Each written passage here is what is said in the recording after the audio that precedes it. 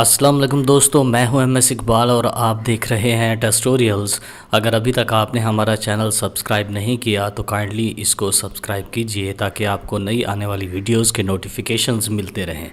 آج کا جو ہمارا ٹاپک ہے وہ ہے منصب و کار منصب، سٹیٹس اینڈ رول۔ اس کا تعارف ہم آپ کو کراتے ہیں۔ منصب اور کار منصب عمرانیات کی نہایت اہم تصورات میں ہیں۔ کار منصب کی بنا پر فرد کا معاشرے میں مقام متعین ہوتا ہے۔ کار منصب کی بنا پر معاشرے میں طاقت و اختیار ملتا ہے کہ کون آدمی کس عہدے کے قابل ہے، کون شخص کیا کیا فرائض انجام دے سکتا ہے، نیز کس شخص کو کون کون سے اختیارات سونپے جا سکتے ہیں۔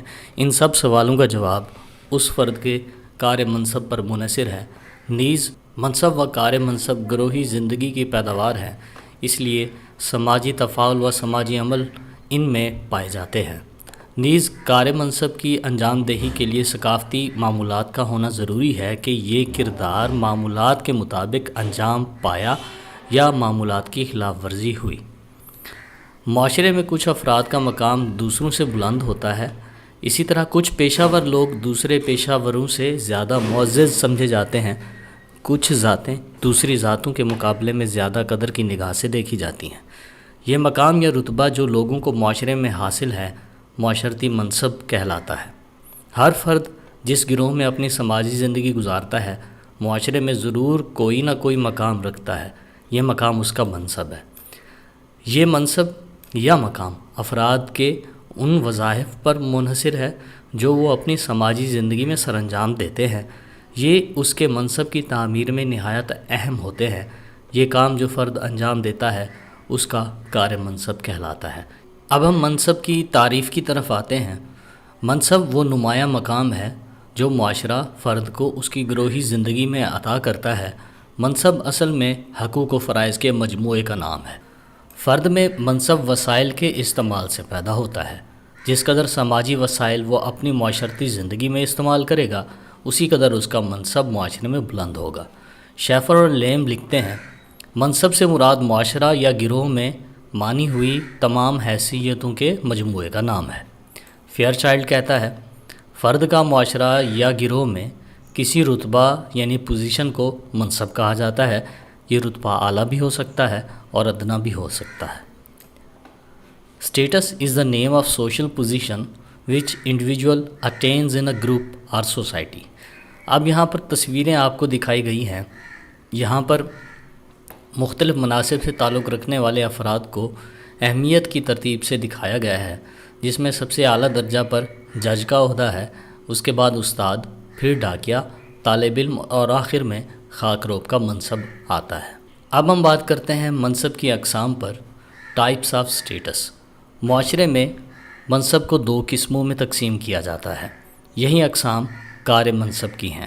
نمبر 1 نسبی منصب، جس کو ہم اسکرائبڈ سٹیٹس کہتے ہیں۔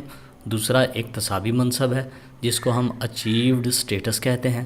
یہ دونوں منصب ہر فرد کو حاصل ہوتے ہیں، لیکن ان کی حالتیں ایک دوسرے سے مختلف ہیں۔ نسبی منصب انفرادی صلاحیتوں کے بغیر حاصل ہوتا ہے اور اکتسابی منصب میں انفرادی صلاحیتیں اور کمالات درکار ہوتے ہیں۔ تو آئیے ہم ان دونوں کے بارے میں تفصیل سے پڑھتے ہیں۔ سب سے پہلے ہم نسبی منصب کے بارے میں ڈسکس کریں گے، اسکرائبڈ سٹیٹس کے بارے میں۔ یہ وہ منصب ہے جو فرد کو اس کی پیدائش پر اسے حاصل ہوتا ہے۔ اس کے حصول کے لیے کوئی کوشش درکار نہیں ہوتی، زندگی بھر یہ مرتبہ قائم رہتا ہے اور اس میں کوئی تبدیلی نہیں آتی۔ حیاتیاتی طور پر بچے کی پیدائش کا اس کے خاندان، نسب، ذات، جنس، عمر اور نسل سے تعلق ہوتا ہے، اور یہ تعلق اسے یہ مناصب عطا کرتا ہے جس سے معاشرے میں اس بچے کو یہ مقام حاصل ہو جاتا ہے۔ اس منصب میں عمر، جنس، نسب، ذات اور نسل شامل ہیں۔ نسبی منصب کو متعین کرنے والے عناصر کے بارے میں اب ہم ڈسکس کرتے ہیں۔ کیا فیکٹرز ہیں جو اسکرائبڈ سٹیٹس کو ڈٹرمننگ کرتے ہیں؟ نمبر 1 پر ہے عمر، ایج۔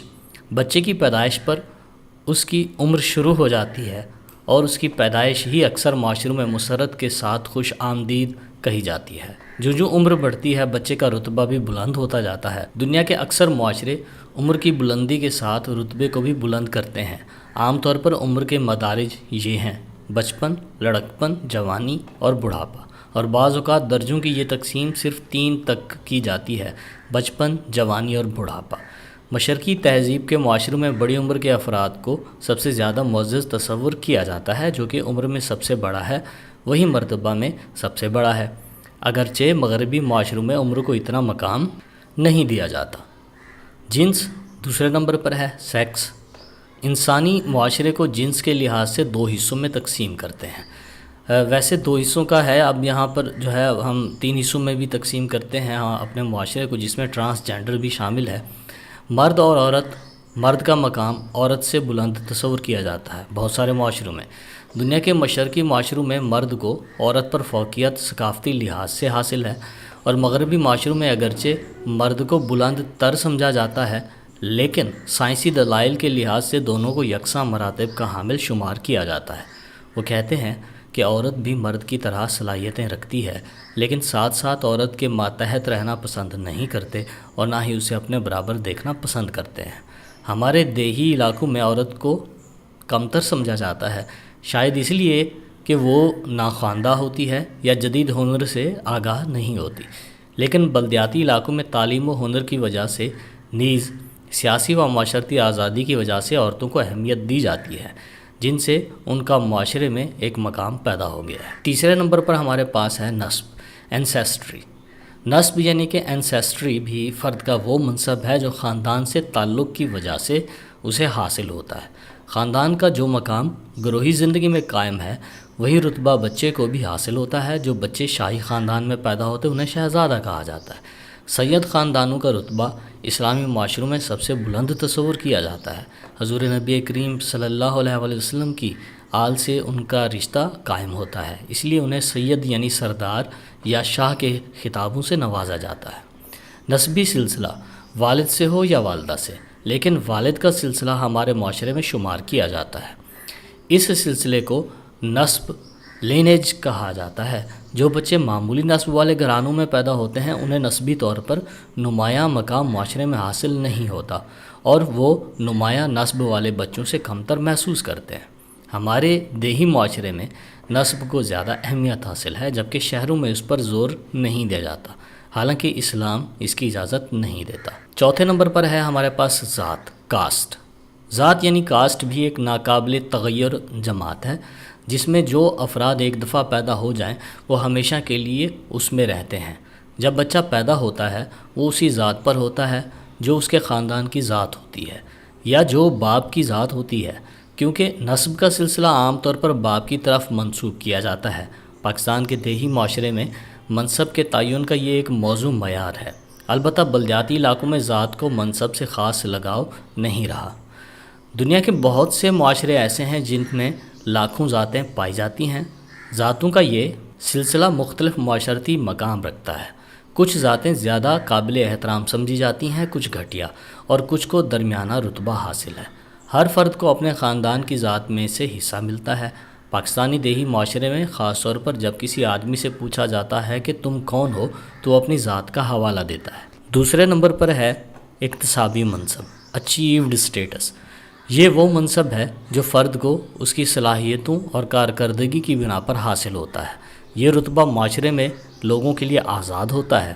جو جتنی محنت کرتا ہے پھل پاتا ہے اور معاشرے میں مقام حاصل کرتا ہے۔ ایک طالب علم سخت محنت کرنے کے بعد امتحان میں دوسروں سے زیادہ نمبر حاصل کرتا ہے۔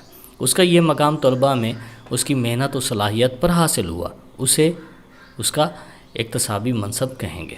اب ہم دیکھتے ہیں کہ اکتسابی منصب کو متعین کرنے والے عناصر کون سے ہیں۔ Factors determining achieved status. معاشرہ لوگوں کو اندھا دھند منصب عطا نہیں کرتا، بلکہ معاشرے میں لوگوں کی عزت اور بے عزتی کے معیار مقرر ہیں۔ اب یہ جو معیار ہیں ان کی بنیاد اس طریقے سے ہے، جس میں نمبر 1 پر ہے مالی وسائل، اکانومک ریسورسز۔ فرد کا منصب اس کے مالی وسائل سے بھی متعین کیا جاتا ہے۔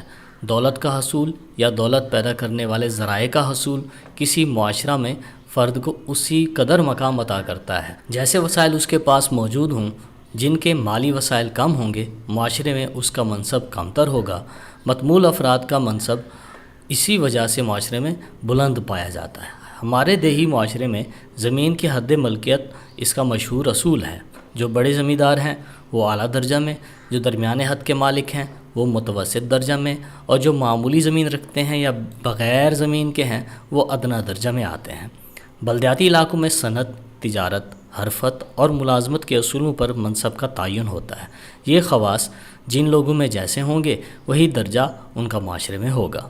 نمبر 2 پر ہے ہمارے پاس پیشہ، آکیوپیشن۔ ہمارے معاشرے میں پیشہ بھی منصب سے تعلق رکھتا ہے۔ مثال کے طور پر بھنگی، نائی، موچی، دھوبی یا ادنیٰ ملازمین۔ زمیندار، سرکاری ملازم یا غریب سیدوں سے اچھے تصور نہیں کیے جاتے۔ اس کی وجہ ان کا پیشہ ہے جن کو لوگ ثقافتی طور پر کمتر تصور کرتے ہیں۔ تیسرے نمبر پر ہے تعلیم، ایجوکیشن۔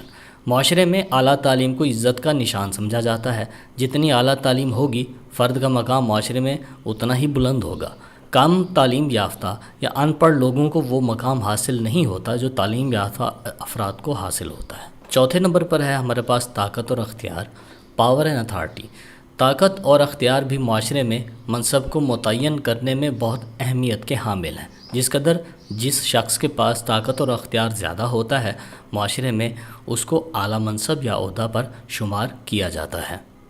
یہ تھا ہمارا آج کا لیکچر۔ اگر آپ کو ہماری یہ ویڈیو پسند آئی تو اس کو لائک کیجئے، کمنٹ کیجئے، شیئر کیجئے اور ہمارے چینل ٹیسٹوریلز کو سبسکرائب کرنا نہ بھولیے۔ بہت شکریہ۔